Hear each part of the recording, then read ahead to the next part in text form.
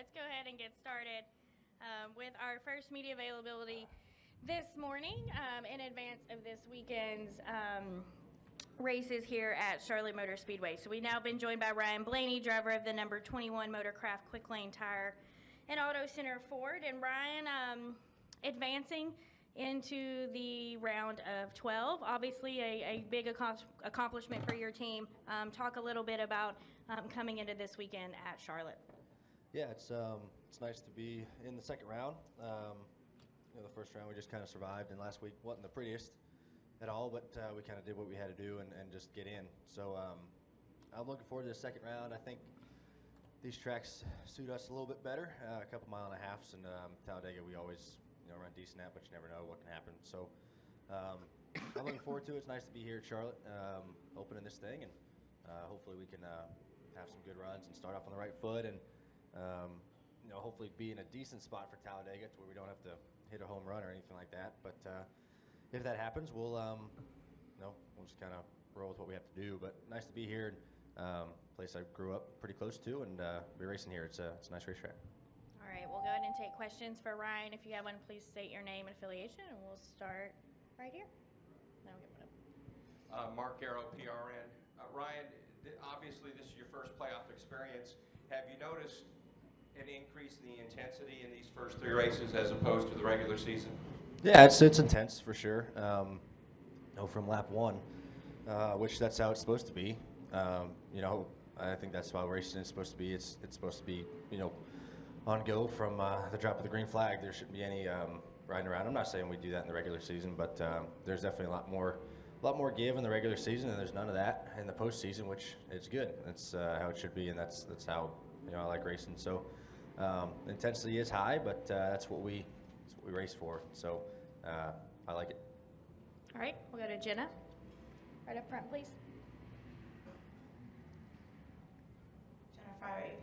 Ryan, did you just get by? Did you just get by and do enough to survive in the first round? Do you think you guys are gonna have to raise your game to get through the second round? Yeah, definitely. We can't go out this weekend and run like we did at Dover. That was pretty bad. We got to definitely be better. You're going to have to, get a bunch of stage points and, run at least in the top 10 in all three races, I think, to transfer on. And that's, the way it is, as we cut teams, it just gets harder to make it in, obviously, the next round. So we do have to get better. I'm not going to say that, we're really where we want to be. We need to be faster and compete and be able to go out there and do it every single weekend. So I think this will be a pretty big testament for us and how it's going to go off here in the second round. But we do need to be better, for sure. All right, Mike, did you have a question? Mike Henry, USA Today. Next October here is going to be very different, obviously. What are your expectations of how that race is going to come off? I don't know. I'm kind of up in the air on my thoughts about it and what to expect. I'm not really sure what to expect. I don't think anybody is, really.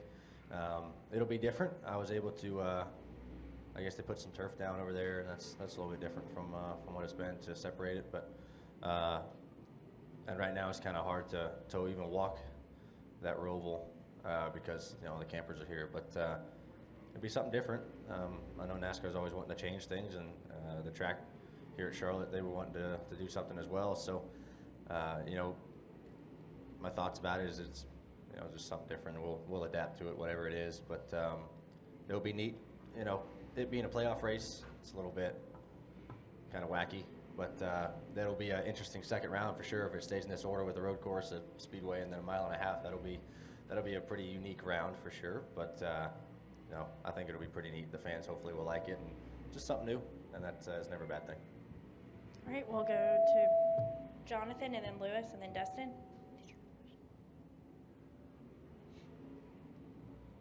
Jonathan from NASCAR.com. So, where do you think you have to be at the end of this race to, not necessarily be comfortable going into Talladega? With that race being a wild card, is it the top 5, is it the top 10? What's going to ease your mind going into that? If we're in victory lane, to be honest with you, I feel like that's the only way you can really feel good about going into a speedway like that. even if you win a couple stages, yeah, that's great. You got a bunch of gap, but you can go out and get caught up in one before even the first stage and lose a bunch. And I don't really think you can ever really feel comfortable going into a speedway race unless you're locked in. So hopefully we can try to win the race. Obviously, that's our main goal. But I think if you have a solid day, it helps out. But I don't really think you'll be comfortable unless you win the race going into next week. All right, Lewis, go ahead. Louis Frank of Reuters. Lap traffic may have figured into the outcome of the race or the eliminations in Dover. How are you finding courtesy amongst lapped cars? I mean, they're racing like they should.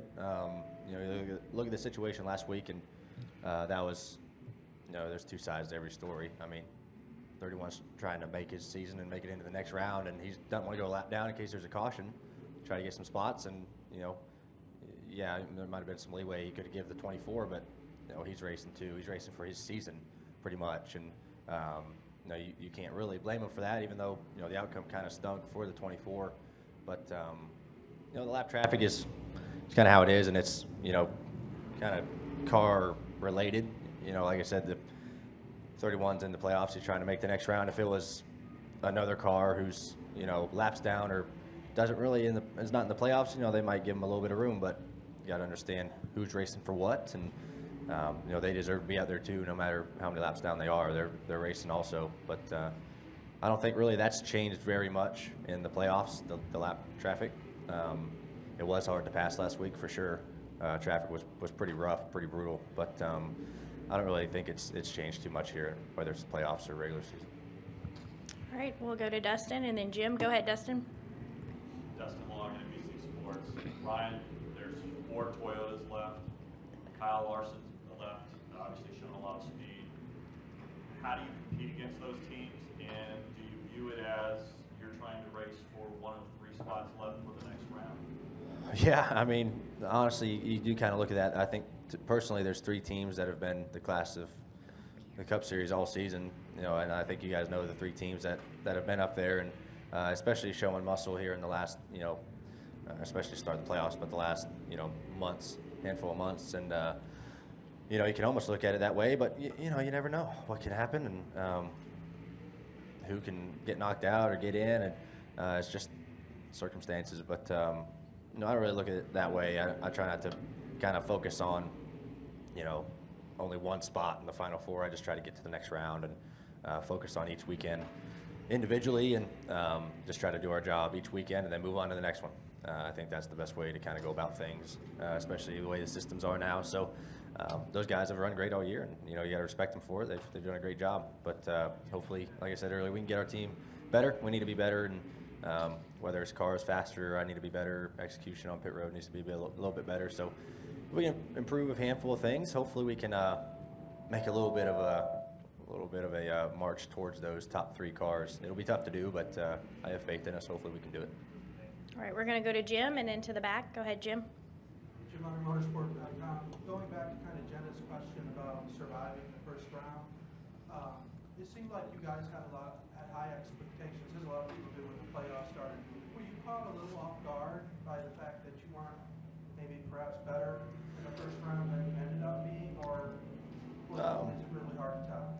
It's kind of hard to tell. You never really know how you're going to stack up before the playoffs.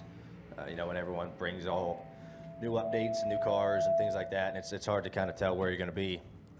So I didn't really have a ton of expectations going in. I just wanted to kind of do our job and transfer into this round because our team deserves to be at least in this round. I think we've shown that, proven that. But I knew the first round was probably going to be the toughest, to be honest with you, because I struggle at Loudon pretty bad, and Dover's not been my best racetrack, so I thought that was going to be a kind of a struggle round for us, and I was really looking forward to this round, to be honest with you, out of all of them, because we run pretty good on these racetracks. So our goal was honestly to just, I guess, survive, but you can't just kind of lay over and take it. You just have to try to do your job and do the best you can and try to get some points for the next round. But I just go to each race trying to win it, and I don't really look at the week after. Just try to do the best we can in the moment.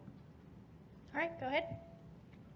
Jacob Seelman, Performance Motorsports Network. Ryan, with as strong as the Ford Speedway program has been this year, and how strong the 21 team always is on the plate tracks, I know they call Talladega a wild card. Can you take any sense of comfort from the fact that you guys are always good in the draft, or is it just so unpredictable that there's really not much, even with the speed that you can take? Yeah, I mean, it's hard to, there's confidence there because we run pretty decent there, and we've had some good runs at speedways, but you never know. I mean, we've had great runs at Talladega, and we got KO'd the earlier race this year and got knocked out. So you just never know what can happen. It's just all kind of circumstance and chance. Unless you are just absolutely dominant, you can lead the whole race, and I've seen a couple of people do that in the past handful of years. But even then, I've seen them kind of fall back and get wrecked. So there's not a lot of comfort you can bring into that race. Just know that you run decent there, and our cars have been pretty fast, and hopefully you can make the right moves and decisions and have a little bit of luck on your side as well. That comes into play on those tracks, unfortunately, but and everything really. But there's confidence, but not a lot of comfort. All right, go ahead. Tyler Burnett, Motor Racing Network. You have driven Roush Yates engines the majority of your career, and obviously for probably the foreseeable future with going to Penske next year. What's Robert Yates' legacy to you? You're a bit of a historian. What's his legacy, and also maybe your greatest memory you had with him? Yeah, that was really tough to hear, that news. The Yates family has been a huge part of NASCAR for a long time, and it's really great to show the support that Doug has to our team and carrying on his father's legacy. I've always appreciated the Yates family for all the advancements they've made in NASCAR from back in the day, and still advancing and improving, and probably one of the top, it's easy for me to say, one of the top engine manufacturers nowadays. But I had a really great story about him, Robert. So we did our victory lunch at Roush Yates for Pocono about a month and a half ago, and Robert came. So they had all the employees, Doug was there, and Robert showed up. And so the Wood brothers, Eddie, Len, and I, and Robert and Doug sat down and talked for it was at least 2 hours after the lunch was over, and just hearing stories. He reminds me a lot of Leonard in that sense, where he can, he was a great storyteller and had just tons of stories. And he told me a great story about AJ Foyt. He was working on his, it was a Silver Crown car, I believe, of his back in the day. I couldn't remember what year. It kind of made me laugh, and you kind of get a sense of who the two people are. He's out there running, I think it was at Indianapolis Raceway Park, but I don't know what they call it nowadays, IRP. And AJ comes in, he's like, it's not running right. Carburetor's not running right. He's like, all right, let me fix it. Goes out again. AJ comes in, he's like, I'm telling you, it's not running right. We need to replace it. He's like, oh, let's just fix it. And he said AJ comes out from behind the toolbox with a 5-pound sledgehammer and just beats the hell out of this carburetor. And he said, well, I think you should put a new one on it now. And I thought that was a pretty funny story. And there was a handful of others there, but that was probably my favorite. So it was nice to get to know Robert a little bit before he passed. And a great guy, just loved the sport, and probably one of the biggest innovators of the sport on the engine side. So, I think about his family and everybody, but I know Doug has been a great person to get to know, and I know he's going to definitely make his father proud for sure, and he's a great person to have on our side.